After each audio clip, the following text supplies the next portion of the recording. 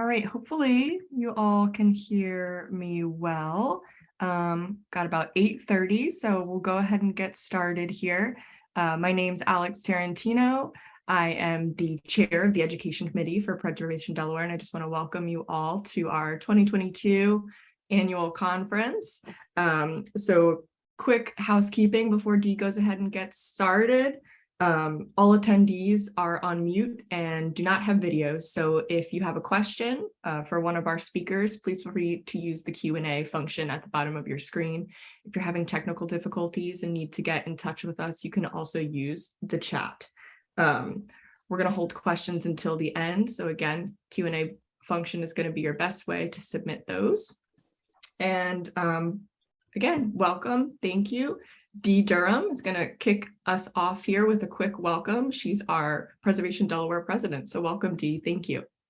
Thank you so much, Alex. And good morning, everyone. I am current president of Preservation Delaware, as Alex said, and PDI is the statewide nonprofit dedicated to the preservation of Delaware's architectural heritage and historic settings. We strive to achieve that mission through educational programs such as this one, public policy initiatives, and technical assistance. So over the next couple days, we'll be bringing you a series of virtual presentations covering a wide range of topics. I'm sure, as you're all well aware by now, the pros and cons of being virtual, but we did make a decision to keep this online this year because we can bring in a wider range of speakers and expose everything to a wider audience. All the sessions will be recorded so you can find them later on our YouTube channel. But this year, we also look forward to gathering together in person tomorrow night from 5 to 7:30 at the historic Cooch Diet Mill on Old Baltimore Pike, and with special thanks to Director Suzanne Savery and her staff, Caitlin Dykes and Dan Citron from the Division of Historical and Cultural Affairs, who own and manage the building. They are our host tomorrow night. It's been fun working with them, planning that event. I hope you'll join us if you can and tour the mill, enjoy some hors d'oeuvres and wine and cheese. And we'll put a link in the chat for reservations, which you can still get at this point in time. So hope to see you all in person tomorrow night. Lastly, I'd like to thank all of our PDI members and our conference sponsors, because of course, without all of you and your amazing support, this year's conference would not be possible, as well as all of our other educational initiatives and outreach activities. We do have a next up after this conference is a training for Historic District Commission members, also in partnership with the division. And so that is by invitation only, and the details will be sent out soon. But if you want to make sure, just reach out to us and we'll make sure all commission members across Delaware will get notified of that coming up in early November. So also just a quick special shout out and my very sincerest thanks to the chair of the annual conference, Alex Tarantino, our fearless volunteer leader who dedicates amazing countless hours to put this conference together, and Tim Pancoast, our administrator, who plays a key role every year in making sure programs like this come off without a hitch. Thanks to the other members of the Education Committee, including Lila Hamroon, Michael Emmons, Greg Shelton, Abdullah Muhammad, Wade Katz, Justin Richards, Rebecca Wilson, Bradley Skelcher, Mike McGrath, and Jean Castellano. Preserving our built and buried history is important for our future and future generations. These places do matter to our economy, to job growth, to tourism, as a tool to help address the housing shortage, even as a tool to help address climate change, as well as just better understanding, of course, our past and our own culture. So some of these topics we've explored in past programs, some will be covered over the next couple of days. And I just want to thank you all for being with us here today, and thank you all for being champions of the historic resources across the state. They are precious to us and to future generations, and they need us all to be ambassadors of preservation to make sure they have a future. So with that, I'll say let's get this underway, and I'll turn things over to Suzanne Savery, our Delaware State Historic Preservation Officer and Director of the Delaware Division of Historical and Cultural Affairs. Thank you, Dee, and good morning, everyone. I'm Suzanne Savery. I am the new State Historic Preservation Officer, started in July, and I'm very excited to be here. I've been with the division for a number of years, so I think that I'll explain that the division is a state agency that operates museums, historic sites. We do a conference center, and we have a staff of 80 plus. And one of those key teams is Historic Preservation Office. So very excited to be here today to talk a little bit about what they have been doing and what we will be doing. I think that this is an important topic, and it's so grand to be able to partner with PDI to do this. I think it's a great partnership, and I hope that we can continue to explore these partnerships as we move forward. The first thing I want to talk to you about is the fact that change has been a fashion for us recently. I think there's change going on all around us. And one of our biggest changes this year is we have moved to a brand new building. So we left 1521 The Green, where we'd been there for 30 plus years, I think. And we've moved to 29 North State Street to Richardson Hall, which is an 1880s home that was built by Harry Richardson, whose father started the Richardson and Robinson Canning Company. And he built the house here, moved in with his family. And so far, we've only found the name of one of the servants who worked here, but we're still doing some more research on the family and the individuals who were here. So we've, as a historic resources agency, we have moved into a historic structure, not into a new warehouse or something. So we're very excited to be in a historic building. We have started the restoration of the building, and we did the interior first. And so over the next year, you'll be seeing work going on outside as we continue the work to improve the property that had been left abandoned for a number of years. So we're able to move in and actually restore and reuse a property. Adaptive reuse continues. It was a single family home. It was used as a dormitory by Wesley College. It's been used as offices, and now it's our office. So we're very excited to be here. But some of the activities that are key to what we do, let me just sort of share ongoing activities. And we continue with our move. We found some additional material that we hadn't brought forward for scanning. So digitization is key to us as we look at how do we bring more of our material out to the public. And so scanning continues to be a key item. And we have been working on our property inventory and looking at slides and contact sheets. And the concept is to move all of these forward to Chris, the database, and that is the main point of access for information for the public, for the professionals who are doing their work. So please continue to use Chris, and if there's material that you need that is not available through Chris, please contact our research center manager. There's always the ability for us to look to see further what we may have that be able to help you to accomplish the work that you are doing. In addition, this past year, we've had 2 additional properties listed to the National Register. There's been lots of ongoing research and discussions, but the properties that were listed include Milton, which was an amended historic district, and Duaneport, which just was most recently added. Work is ongoing now with properties in Wilmington and Georgetown. There's 2 African-American churches that we're looking to bring forward, as well as an amended nomination for Rockwood in Newcastle County. I think that's going before the State Review Board in January. So that will be the next property up. And we had our regular business meeting yesterday of the State Review Board, and that here's all of the nominations. And at that time, we elected a new chair. John Martin is the new chair. And we have Jeremy Rothwell was elected as the vice chair. So we have new leadership on that. And we've said thank you to some very important members who have from that committee. They're welcoming 3 new members to the committee. They're Reginald Chandler from Kent County. He's an instructor in engineering department at Del Tech on the Terry campus.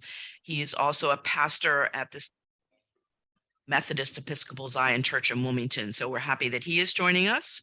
We have Trina Giles joining us from Sussex County. She is a principal at Laurel High School. She's also a member of the Laurel Historical Society. And the third member joining is Ivan Henderson, who is the director of the Jane and Littleton Mitchell Center for African American Heritage. He's also vice president of programming at the Delaware Historical Society. So we're looking forward to those new members joining the board and looking forward to the new nominations and the new work that we can do to expand the National Register and share all of Delaware's history. Another activity that's been very busy this past year is the tax credit program. It's been very active and busy. We continue to each year utilize all 8 million that has been authorized through the General Assembly, so that we continue to use it with homeowners. Love to see that expand some more. And so I believe there's a program tomorrow that you will learn about the use of the tax credit program. An important new activity that staff is currently working on will be available next year. We are looking to move the Historic Preservation Tax Credit Program from a paper-based program to an online database. So everything will be submitted online, and this will make it easier for the customer, for the property owner to track the status of their project. Where is it in the system? What needs to happen next? And it also allows staff to track this. So that should be in a test mode in 2023, and we'll certainly make announcements and have enough time to plan that out so people know. And hopefully that will make it much more user-friendly and certainly more transparent, and people will know where they are in the process. So that's an important project for us. We work on project review with our Section 106 and plus sections. There's been several high-profile projects worked with many of you on, including the Old Baltimore Pike work that is in the middle of the Cooch's Bridge Historic District. So that work is continuing. We're also working at the John Dickinson Plantation on pathways and connections that create linkages to the African burial ground and to the St. John's Reserve. So the Section 106 project continues. Dee has already made some reference to the to some of the training and the activities that are going on with outreach related to the certified local government training. We're also looking at some participating in historic preservation symposium in November with the Sussex County Association of Realtors. This is a new audience for us. They have reached out to us to set up a program. It's November 22nd to talk to a new audience and to bring the realtors in and learn about the preservation field and how we can all work together. So we're very excited to reach this new audience. We're working and doing some more activities with outreach with social media. Thank you all who were the details in Delaware that are out there on our Facebook pages. So please continue to follow us on that, and we're sharing in that way. Also looking at the work that the collaboration that has occurred between PDI and CHAD with the DuPont School and the story map that will be coming up soon related to the DuPont School program. So I think that was a great partnership that allows us to do outreach and spread the story of Delaware. I just want to sort of close up a little bit with some new activities that will be coming up.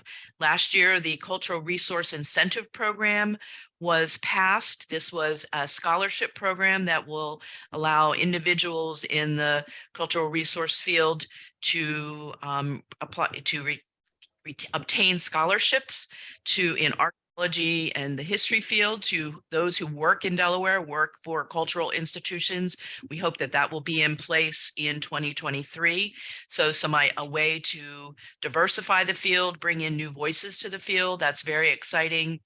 And we have this past year, the division has a new 2022 to 2025 strategic plan that we will, that talks about outreach and engagement, visibility and awareness, diversity, equity, accessibility, inclusion, as well as stewardship and strengthening staff. Those are our key objectives. And we will be incorporating that in utilizing it with the advancing historic preservation Delaware report that the PDI and Historical and Cultural Affairs worked with the University of Delaware and the Biden Center, that we can, it's another report that we can utilize that talks about, I think many of you have been involved in the planning and the development of that program, of that report, in which the key carryaways are the need to expand, look at expanding incentives, especially for threatened resources within the state, to really look at acquisition and enforcement of easements, advocating awareness as being key, and continuing to look at stewardship and serving underrepresented communities. So we're going to be taking our strategic plan and taking this advancing report and looking to develop a new 5-year plan for the state of Delaware. So the Delaware Historic Preservation Plan will be a key object and item of work for 2023. And I look forward to working with everyone at PDI, everyone in the historic preservation community across the state, for us to achieve a goal to try to move all of our plans and our needs forward. So thank you. And I'm going to turn it back to Alex, and we can continue program for today. Thanks so much, Suzanne. I really appreciate that. It sounds like there are a lot of great things going on at your office. So we definitely look forward to working with you and learning more about that. So next up, our keynote speaker is Barksdale Maynard. So he's the author. Looks like maybe we cut out for a second, but we have everybody back. Can you all hear me okay? Yep. Okay, great. All right, so it looks like we still have our attendees as well. Sorry about that. That's the joys of Zoom and virtual conferences. So again, Barksdale Maynard. In 2020, he was invited to write the American entries in Sir Bannister Fletcher's A History for Architecture for the Royal Institute of British Architects. In 2021, his book, Artists of Wyeth County, Howard Pyle, N.C. Wyeth, and Andrew Wyeth, was a rare, unauthorized biography of a local artistic dynasty and has generated some controversy. Also in 2021, he edited the Classicist magazine on the subject of Mid-Atlantic architecture. Currently, he's a lecturer at the University of Delaware. And Barksdale, we're so excited and honored that you could be here with us today.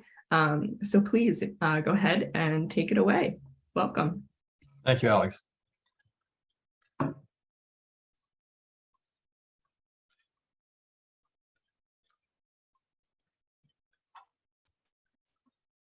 Okay, can you all see can you see me there? I hope that's gonna work. Yes.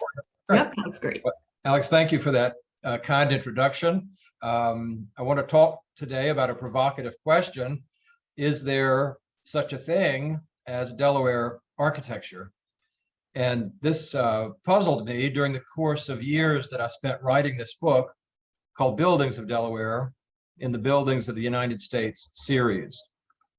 And I should say first that I was invited to write this book, not because I had any particular deep knowledge of Delaware, but being from Alabama, I had to really plunge in and learn about Delaware architecture from scratch. It was an extremely interesting challenge. And I want to kind of talk to you about some of the things that came up during the course of writing this book, some of the puzzles, some of the mysteries about Delaware. A most interesting and sometimes perplexing state. I should say first, though, that my book was part of a series, Buildings of the United States, and this series started in Delaware. It was a University of Delaware professor who said, they've got Buildings of England, they've got that series, famous series, why don't we have Buildings of the United States? So the idea was to have 60 volumes. Some of the states would have had more than one volume if you were a big state. And this was going to allow people to travel the country and see everything. Now, this was proposed about 1990, maybe. I think the first volume came out in 1992. I think it has surprised people that here we are in 2022, and only half of the 60 volumes have actually appeared. And I sympathize with the problem because these books are hard to write. They're very detailed. There's just a lot of work that goes into them. The project has taken so long, you can the style of the books has changed from the early volumes there on the left to my book in the middle. I think was the first to have a color picture on the cover, Hagley Museum. And then the most recent guides are an entirely different format. They're taller. That's the Maryland book that just came out. The newer books are, I'm told, full color maps and so forth, but I think this has contributed to increasing the price. My book was about $30 when it came out in 2008. The new books are $65. And I think of myself when I was a young student, I probably couldn't have afforded a $30 book, but I would never have afforded $65. Why were these books so hard to write? What I found with Delaware, I had about 500 entries, so 500 individual buildings. And I had to get the name of the building exactly right. I had to get the architect of the building exactly right. Sometimes no one even knew who the architect was, so that was a challenge. Then I had to get the date right, but sources never seemed to agree on the date of a building. And let me tell you, if you ask the homeowner, they gave an entirely different date for which they had infallible reasons that no, this actually was the date. And then I had to put the thing on a map. Every single building in the book is on a map. This was before Google Maps. So when it came to create the maps, and if I wasn't quite sure which of the four corners that building was on, I had to physically drive there and see the building again. So this was challenging to me, almost beyond belief. As the Delaware sign says, endless discoveries. The emphasis was a bit on endless. It seemed at the time doing the research. I didn't realize when I started, there's no equivalent in Delaware to that book, the Virginia Landmarks Register, that's so useful. There's no equivalent in Delaware to county histories of architecture, like you have in Maryland, for example, where each county has its own great big fat book. There was no guidebook to the architecture of Wilmington. So all of this was, I didn't realize at the beginning, and I had no idea the difficulties. Now, the question kept coming up in my mind, what is Delaware architecture? Is there a distinctly Delaware architecture? We have Delaware food, so shouldn't we have Delaware architecture? We have Delaware politics. Shouldn't we have Delaware architecture? Well, this is what puzzled me for a long time. Is there Delaware architecture? And I have to say, my conclusion is no, there is not Delaware architecture, in the sense that there's not a distinct Delaware approach to architecture that originated here and perhaps even spread elsewhere. And I think the reason for that lies in the fact, and I don't want to break anyone's heart, but Delaware is very small. Delaware is really very small. Delaware is visible from space, but barely visible from space. And would you expect a place as small as this to generate a whole new architectural style? Not too likely. But this statement in the book, I have to say, outraged the reviewer at the News Journal. He did not like this at all, that I had said that Delaware was derivative rather than generating great ideas on its own. But I think that's the fact. I think we do receive ideas from other states. Again, very small but wonderful, as the postcard emphasizes. If Delaware were a city in the United States, it would only be number 11 among American cities. When I wrote the book, it was number 12, but Detroit has fallen out of contention. We're smaller than San Jose. Would you expect San Jose to have generated its own architecture? Probably not. I think part of the problem is that Delaware not only is very small, but we're surrounded by great big states, each of which has a distinct architectural tradition, and each of which is quite a powerful force in American culture. Maryland is 7 times bigger than Delaware, New Jersey 11 times bigger, and Pennsylvania 15 times bigger. So there are not too many other states that are this small and that also have these, shall we say, egotistical neighbors surrounding us on all sides. You can never escape from the influence of neighboring states. Delaware is only, on average, 20 miles wide. And that bridge didn't help either, did it? It linked us even closer to our rival state of New Jersey. If you start back at the very beginning of Delaware architecture, Old Swedes Church, maybe you'd think, gosh, here's going to be authentic Delaware. This is a really old building, 1698. Aren't we lucky to have this one? And turns out, no, not really that Delawarean. The Masons who came down to build this building, they were all from Philadelphia, not Delawareans. And in fact, it's not that Swedish. Those Masons, every one of them were Englishmen, not Swedes.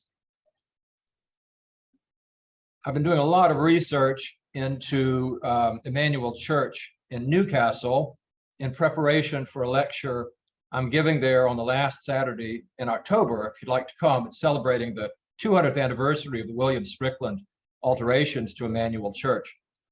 And I have to say, when I touch these bricks, I think surely this is the dawn of time in Delaware. 1703, extraordinarily old. But I have to say that an equivalent church in Philadelphia, Gloria Dei, they've done some analysis on the bricks, and it turns out their bricks came from New Jersey. So it may be these were brought across the river in a boat. These may not be Delaware either. Now, if we don't have a distinctly Delaware style, we do have a Delaware predilection, which is colonial revival. And as I wrote the book, I was constantly amazed at how doggedly we adhere to colonial revival as our favorite style in Delaware. You see that at the University of Delaware campus, which is a great showpiece of colonial revival. Although it has to be said, the architects of the University of Delaware campus were from Philadelphia, not from Delaware. And they made a big blunder, actually, when they designed Memorial Hall. This was the original design by Day and Clowder for Memorial Hall, which is going to be the UD library at the time. And the DuPont family members who were running the show here, they said, wait a minute, you've messed up. That building is far too grand and far too ostentatious for Delaware. They said, redesign this. You've got to redesign it with a more intimate and Delawarean character. And so the building was shrunk down to this. So maybe this is a Delaware thing, to be small, to be intimate, not to be grandiose. You see colonial revival at Legislative Hall. This is the only state house that is in colonial revival style. But here too, the architectural influences are not coming from Delaware. This building is derived from examples in Newport, Rhode Island, and in Boston. Now you're probably saying, what about Independence Mall? Surely that's the great colonial revival landmark of the first state. Independence Mall, the 1960 shopping center near Wilmington, which is certainly full of kind of kitsch appeal. But I have to tell you, all the buildings here that are imitated, all of them are Philadelphia examples, no Delaware.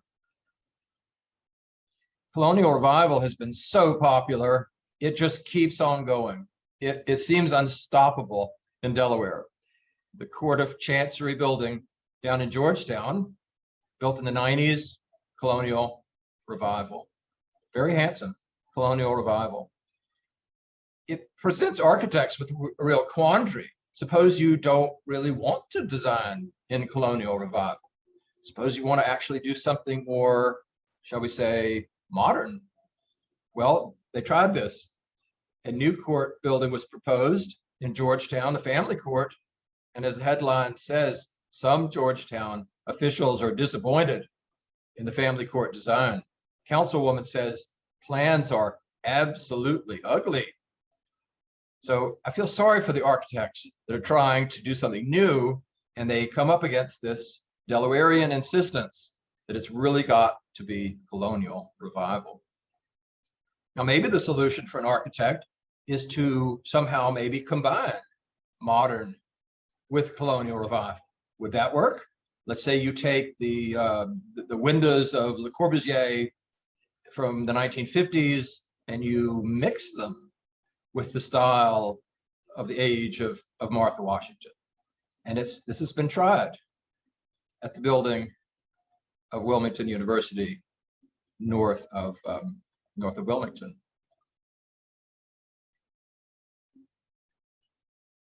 And one thing that struck me again and again writing this book is that Delaware, well, I hate to say, it is very flat. It is the flattest state, but also it has a real shortage of building stones. Building stones are readily available only in the Piedmont. So that's the red area at the top. 95% of Delaware has no building stones readily available. If you encounter building stones south of that Piedmont zone, they've been brought in from a distance. And I have to say, I didn't realize the extent to which this shapes Delaware's appearance until we went to Rochester, New York, at the time I was writing this book. And as you go up through upstate New York, you see buildings of reddish stone, buildings of brown stone, black stone, blue stone, yellow stone, every color known to man, because it's more geologically varied. And so their architecture actually is much more varied. Ours tends to be that familiar blue rock architecture in the north, and everything else pretty much brick and wood in the south.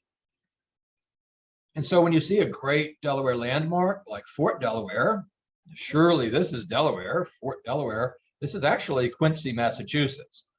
So basically they've taken a huge chunk of Quincy, Massachusetts and dropped it on Peapatch Island in the Delaware River. Not really Delaware at all. The same is true of Grace Church in downtown Wilmington. Superb church built right after the Civil War. And if you walk around it, you're going to see green stones and yellowish stones. And down near the ground, you'll see a reddish stone, none of which are from Delaware. The green stone is Pennsylvania. The yellowish is probably Ohio. That band of reddish stone, probably northern New Jersey. So not Delaware actually at all. I always looked at this church and I thought something's not quite right with that roof. Clearly the roof was redone at some point. And so I dug around and found older photographs. You see, when they redid the roof, it also occurred to them to abolish the little adorable triangular gable windows in the roof. They also simplified the spire off to the right. All the little finials have been removed up the roof line. And you see this again and again as you go around. Bit by bit, details get removed. They probably seem trivial, but actually they contribute really in an important way to the whole architectural effect of the building. And so to me, it's sad to see this process of gradual kind of stripping away and dilution of the original architectural vision. Now, there's a good term, the Delaware evolved house. And this is something I think that is perhaps distinct to Delaware. We have several examples of this, where a great colonial house was altered in Victorian times. And you see this at the Jehu Reed House here. The lower two stories are glazed header, Flemish bond, colonial, and a great example of glazed header work. And then it came to the Victorian era and a great deal of prosperity because of peach farming. And so the house was enlarged. But the Victorian builder had no idea how to replicate those colonial bricks. No idea. And so that top floor is added in an entirely unrelated style with a kind of Victorian charming indifference to matching anything. The windows are completely different. They're giant Italianate brackets. And in this photo, for some reason, there's a broom dangling from a tree branch. The Jehu Reed House. I have to say, I fell in love with this building. I love the colonial brickwork. I love that Victorian upper floor. But it wasn't looking so good around the time the book was published. And I thought, what a tragedy if we lose this important building. This is at Little Heaven, and everybody who drives to the beach drives right by it.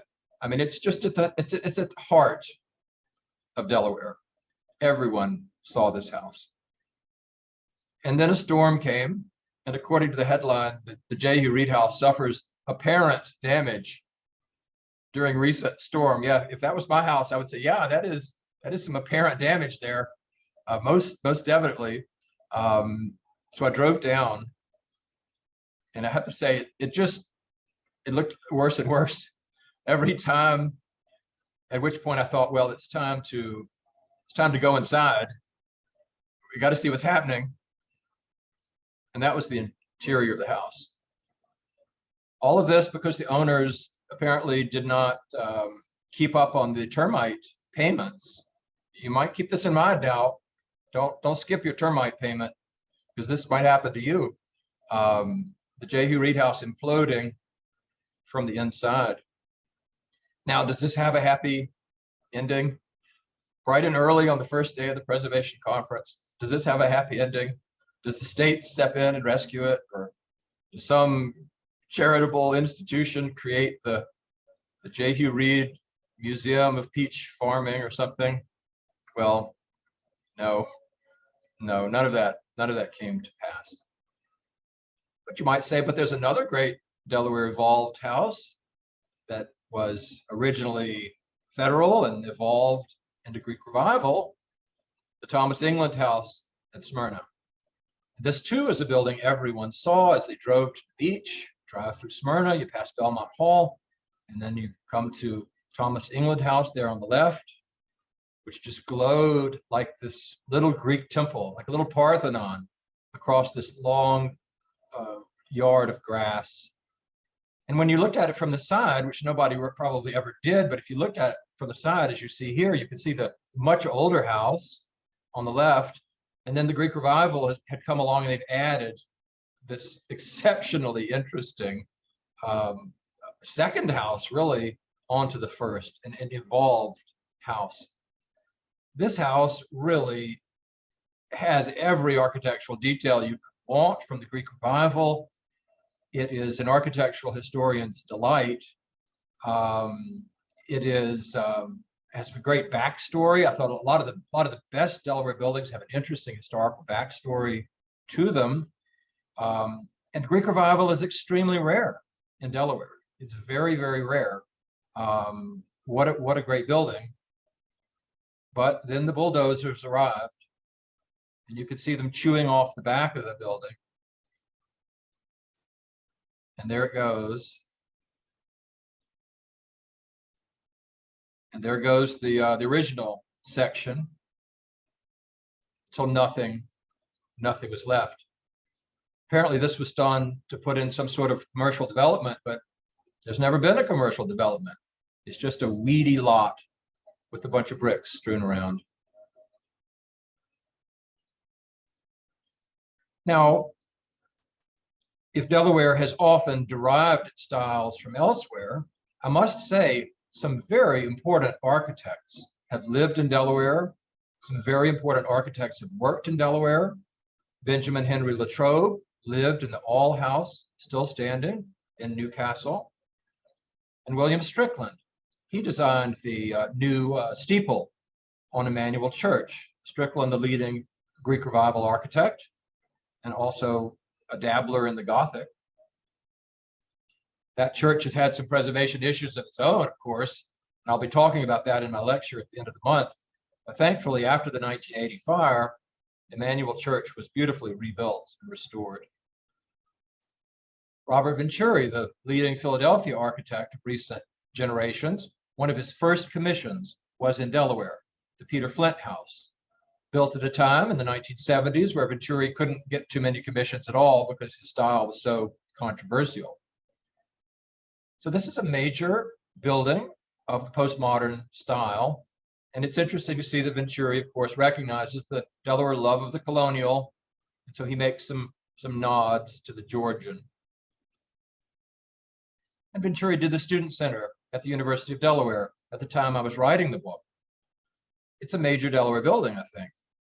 And it, in its style, although clearly very postmodern, it does allude to the brick and the white windows of the colonial revival campus.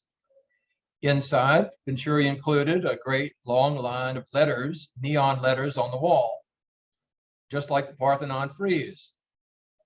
Well, maybe not just like Parthenon frieze, but so these letters spell out pizza, deli, snacks, fries, and so forth.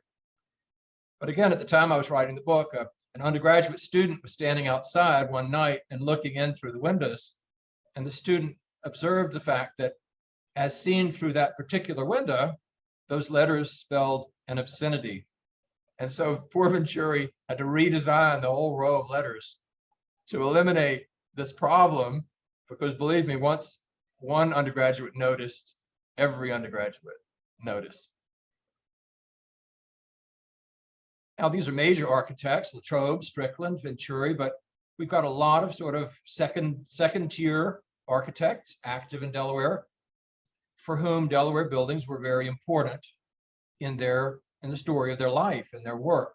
William Appleton Potter, for example, here at the Dover Post Office. I've written a lot about Potter because I wrote a history of the architecture of Princeton University. Potter was very active there.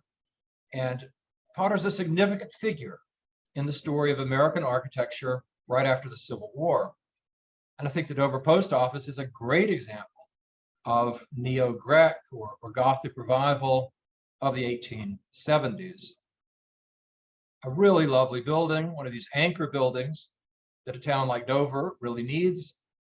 But alas, this was demolished in the 1970s and replaced with a new post office that was, guess what? Colonial revival. Now, some of you I know are wondering, is Professor Maynard going to talk about vernacular architecture? I'm sure Alex is thinking, where's the vernacular architecture? How come we're just talking about high style? And this was a really puzzling problem to me as I wrote this book, because Delaware practically invented vernacular architecture studies. That virtually originated at the University of Delaware.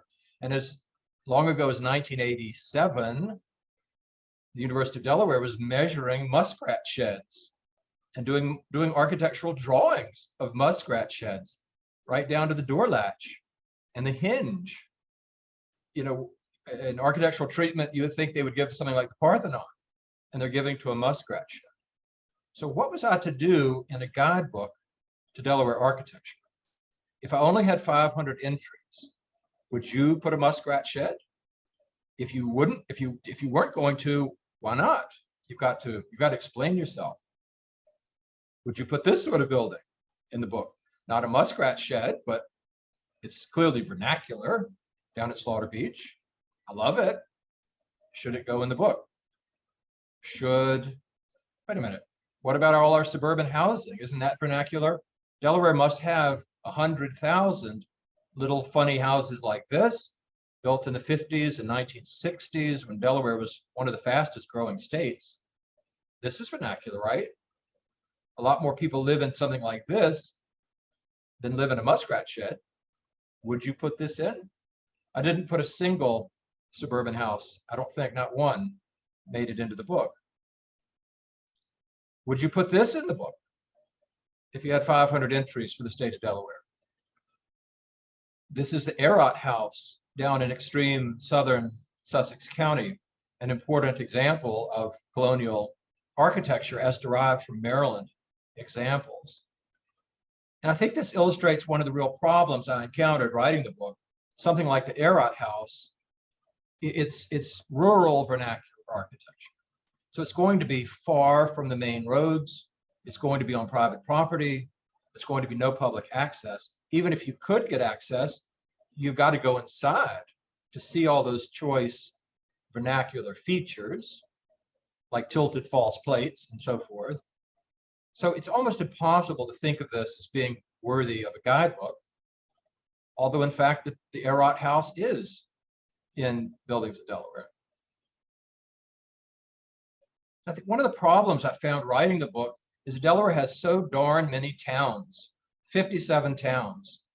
And if you were going to give each of those towns, let's say 10 entries in the book, you'd already have over 500 entries. I complained about this to the man who was writing the Buildings of Texas book. And when he finished laughing, he said, "You've got to be kidding." And I did look this up. Of the 57 biggest towns in Texas, they're all bigger than Wilmington. But even for Delaware, I found this very difficult.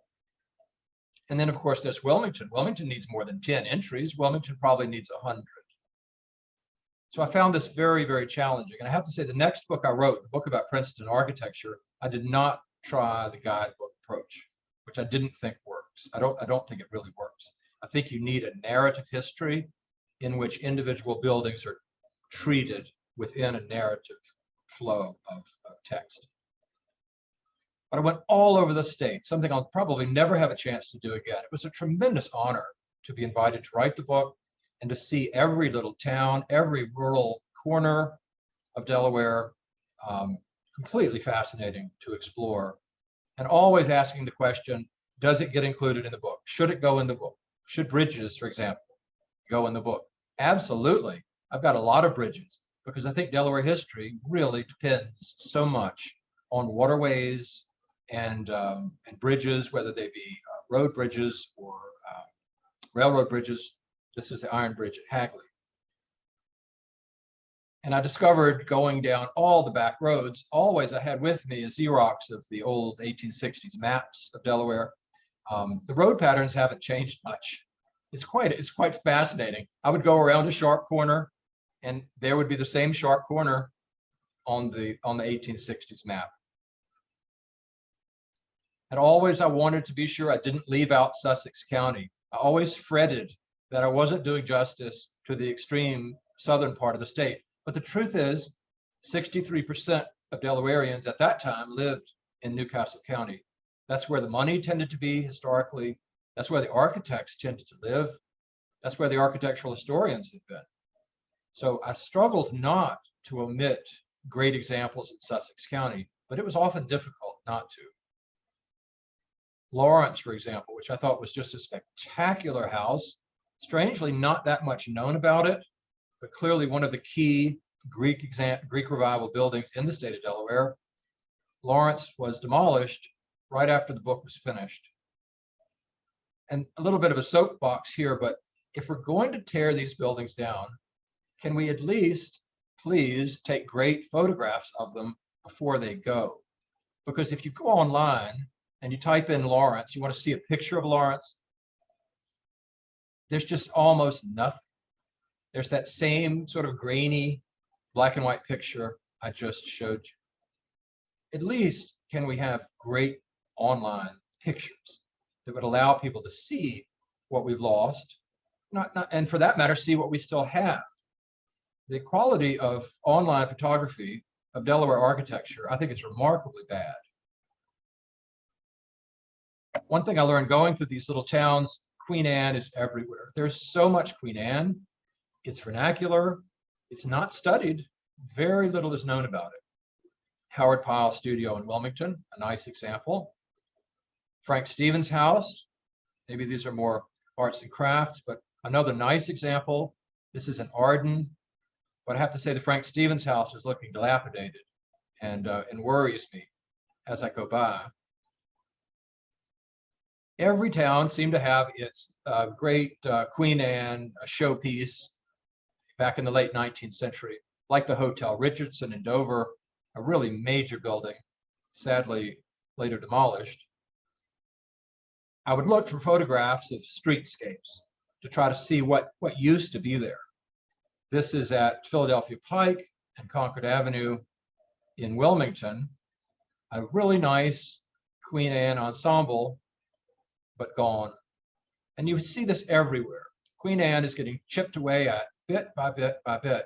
I think of it as like one of those rare birds that seems common, but then one day you realize, you know, it's actually threatened because we're losing so much of it, just bit by bit. Burton Brothers Hardware, for example, which was such a delightful building, downstate, completely covered with this metal sheeting with these quirky dolphin motifs. But this too, I'm afraid, since the book came out, it was destroyed in a big fire. I just want to touch finally on the question of modernism. Where is the Delaware modernism? I was astounded in going through Delaware how few really great examples there were of modern architecture. We've got some modern architecture like the bowling alley near Newport, but I kept thinking, where's the Parliament House? This was in my hometown of Birmingham, Alabama. You know, a big, brash, bold piece of 50s modernism. And it just doesn't seem to exist in Delaware. And I will theorize that it's the colonial revival that kept this at bay, that prevented people from going all out with these extraordinary statements like the Parliament House. Now you might say, what about the Rollins Tower in Wilmington? That's pretty modernist, huh?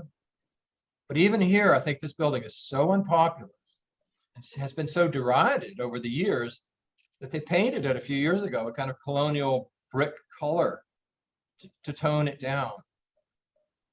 And I just want to say, this is not the ugliest building in Delaware. I will conclude with giving you what is clearly the ugliest building in Delaware.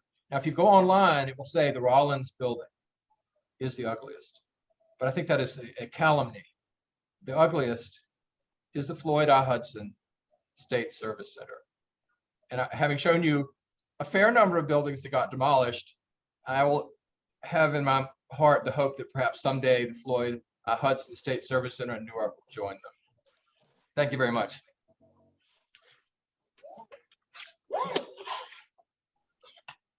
Thank you so much. That was super interesting. I loved your slides, the photos, and your sketches. Were those Yeah, there were some that look like watercolors? Were those ones you've done? Yeah. That's fantastic. Thanks, Alex. Anybody have any questions? We do have a couple of questions. Anyone want to rally to the defense of the Floyd I. Hudson State Service Center? Part of the delight of this building is that it is next door to the second ugliest building in Delaware, the Newark Post Office. Prove me wrong. Well, that's it. If we have any takers, anybody back can up. come I up can't with one. bear to even look at that. So exactly, yeah. Let's find something good. Leave it on that. Okay. Love that. Okay, so we do have a couple of questions. So on the topic of the sketches, we do have one that says, thank you. Also expressing some love for your drawings. Have you ever considered leading a sketch and history walk? I would love to do that. If anyone has a practical way of doing that, let's do it. I love that idea. Often I think there's so many talented artists in Delaware. Why don't they draw some of these endangered buildings? Because you're creating a record. It's really valuable. It's terrific. That's a terrific idea. Great idea. Awesome. So we'll have to figure out a way to organize that then. Let's see, we've got another one. So a question about Thomas Dixon asking if there's anything purely Delaware in his commissions here, or are they considered Baltimore or maybe another place?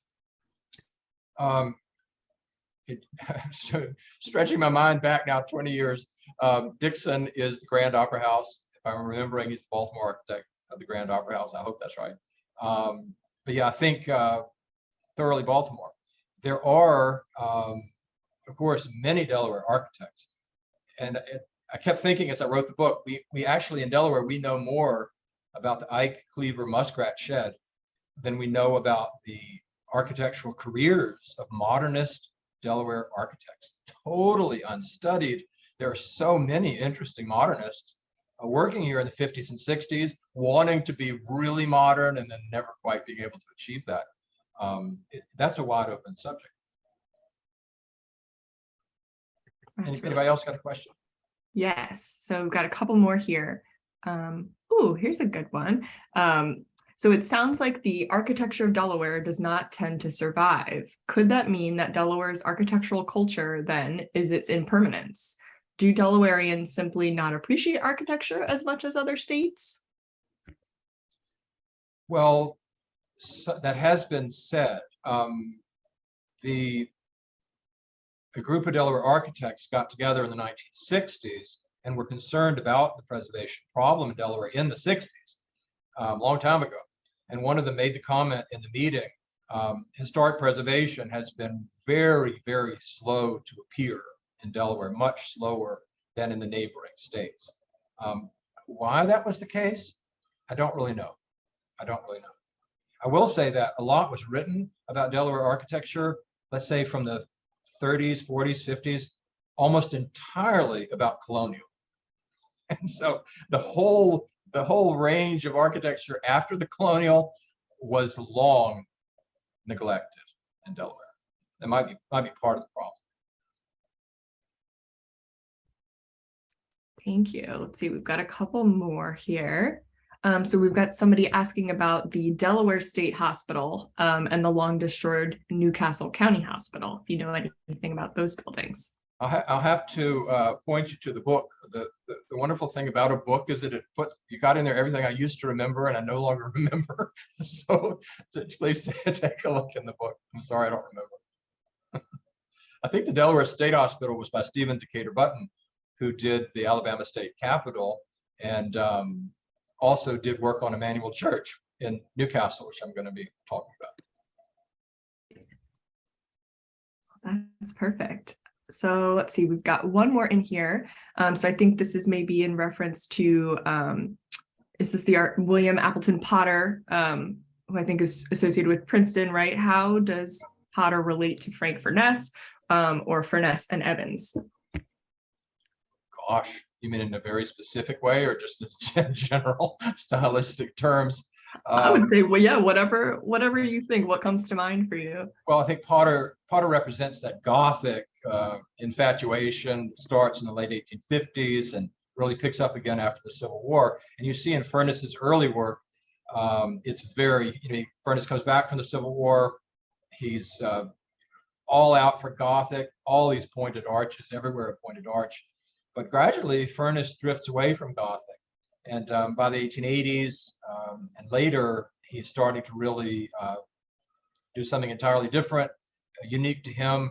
And his last great building is the train station in Wilmington, which is not Gothic at all. So there's an interesting drifting away by Furness from the William Appleton Potter approach. I think Potter never evolved like that. Potter was a far more limited person, I think, in terms of his vision for what architecture could be. But Potter's one of these American architects who deserves a lot more credit and a lot more attention. And to lose a major Potter building, as we've allowed to happen in Delaware, it creates a hole in our understanding of him, which I think is too bad and regrettable.